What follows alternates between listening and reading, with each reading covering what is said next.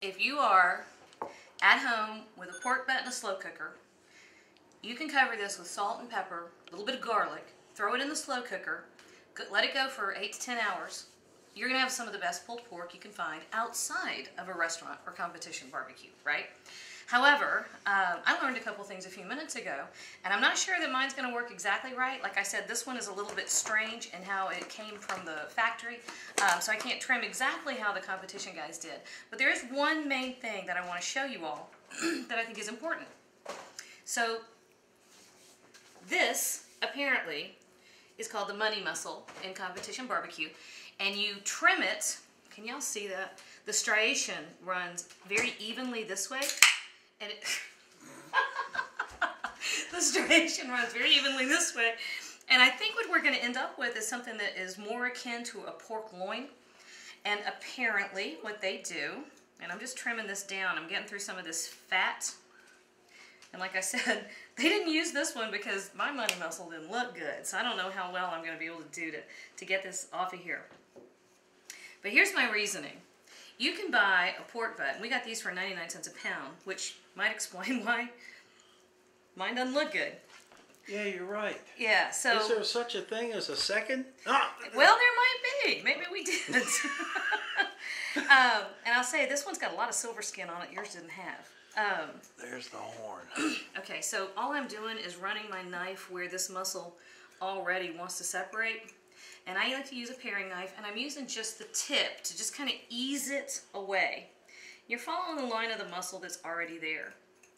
Now, they were telling me that you're not supposed to detach it entirely. Why do we not detach it entirely? You're supposed to cook the whole butt. Go ahead. I mean, you're at home. You're home cooking. Go ahead. That's what I was going to say. You talked about there's two different, you're going to wrap it, and you're going to rub it extra times, and you're going to do all this and that to it. And I'm thinking, okay, I can understand doing that for competition. It made sense for, you know, if you've got somebody judging you, other than your kids. If you've got somebody judging you and you got something writing on it, fine, I can see some of that. Here's my thought for the home cook though. Because this piece of meat has such a different muscle structure than the remainder of the butt, I'm going to take it off. I'm going to take it off, and we're going to mimic some of what the barbecue guys were doing to this piece. But in my mind, I still paid 99 cents for this, right? But I've got almost an entire whole nother roast over here. And because of pork butt, I don't know, how big was this pork butt? Huge? Yeah, that one there is probably 12 pounds. Yeah, this is a huge pork butt, which is great in my family. That's wonderful. However, some of the benefits to getting a large piece of meat and doing the low and slow and having a large amount of product at the end of the process is that you've got a lot. You know, you've got a lot. Which is also the downfall. You've got a lot, and you don't know what you're going to do with all of that, and by the time you're done, you are so sick of pork you can't stand it. So I'm taking this guy off. See? It's almost like a pork loin. I had never noticed that that was there until you started trimming yours for the competition style. Okay? So I'm setting him over here, and I'm just going to let him sit. Now, you were talking about the triangle, which... Check this out. You come down here, right? Okay, so you just would ease it. No, see, one back, right here. Well, don't you do both of them?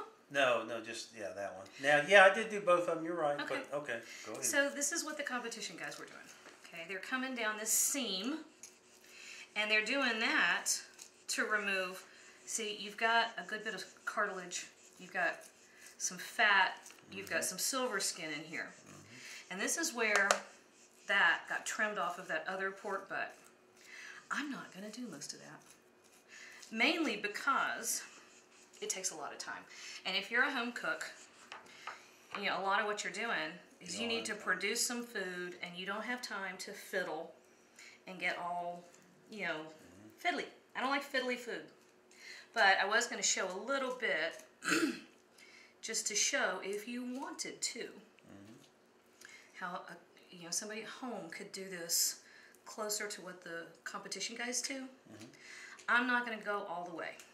So I'm just lining him up here. So then you can see, I don't have the triangle shape you had. That's why you didn't like this piece. I almost do. Yeah, well, no, I there it almost is. do. That's it. But it's the butt itself. That piece is not cut correctly. Right. So if you wanted to get closer, you could go ahead and trim off a lot of this stuff and a lot of this stuff.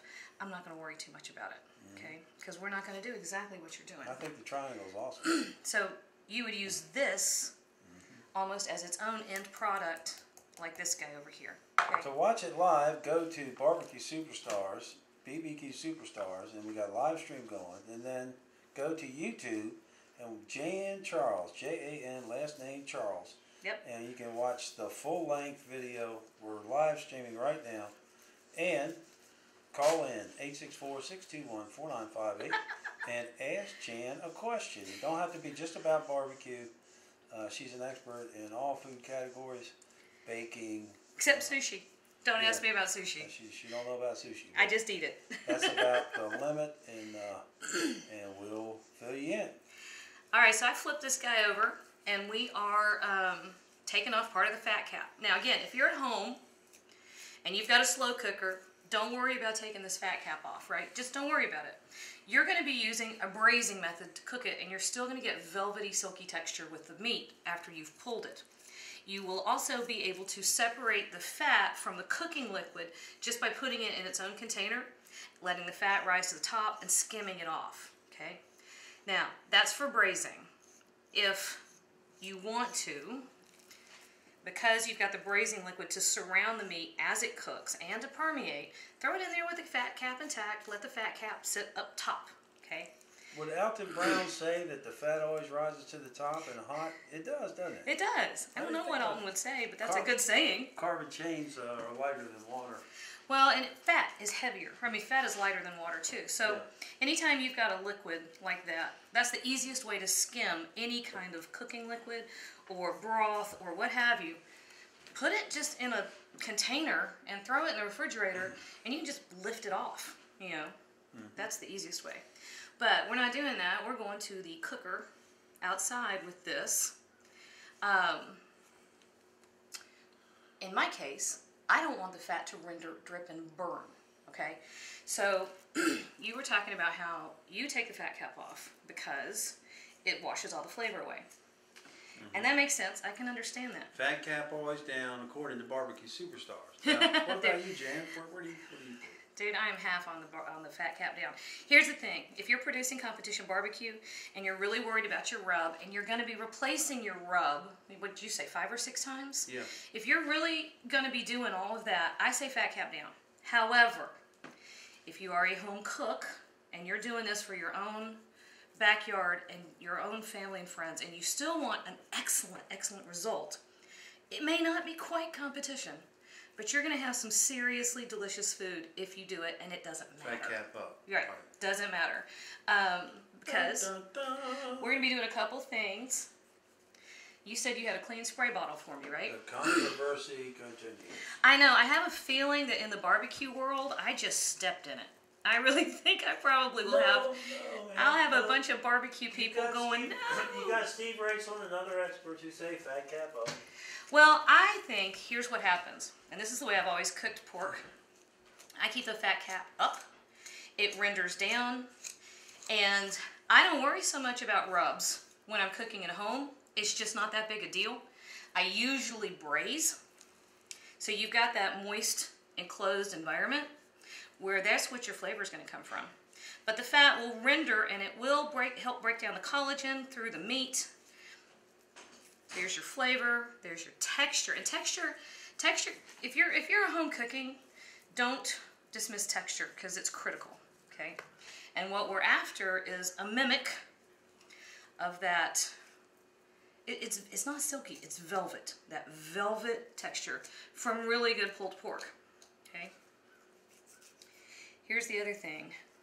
I am keeping my rub very, I won't say flavor neutral, because who wants neutral flavor? What I'm not doing, and a lot of rubs have a flavor that is distinct for a particular food culture, such as cumin. Cumin is one of my favorite things on the planet. I love it. And often I will do a whole pork butt. I leave the cumin out of the rub because This is a lot of food, and it generates lots of leftovers, which in my book is a great thing. That's free time. I don't have to cook again later in the week. I think I've about got him to where I want him. But I can do an Asian pulled pork lettuce wrap with the same stuff. However, I want the flavor profile to be a little bit different, right? You don't have the same flavors, you know, despite all the fusion wonderful stuff, you don't have the same flavors for an Asian style lettuce wrap that you would for a pulled pork taco. So you can create a quick, you know, lime and cilantro crema. You can add a little cumin to that. You could sprinkle on a little cumin as you're reheating it. Or you could sprinkle in a little ginger and soy. If you're going to do a lettuce wrap, that's also a win-win. But leave some of those distinct flavors that will peg you for one cuisine or another. Leave those in the cupboard until you're ready. Now that's just silver skin. Until you're ready to put your final dish together. Because you don't want your tamales to taste like your lettuce wraps. Oh, I don't know. No, that's not good. That's not good. Use a little lemongrass and ginger. Sprinkle of soy, maybe a drop or two of fish sauce. Let me tell you, that's the best stuff you ever had. And you can do all of it with the same single roast if you keep your flavors simple. Alright. So, if you take a look, and we'll show you in a minute, because Daryl's is back here somewhere. If you take a look, you'll notice that there is a lot of difference in the way these two butts are cut. And his dealie is still attached on one end, okay?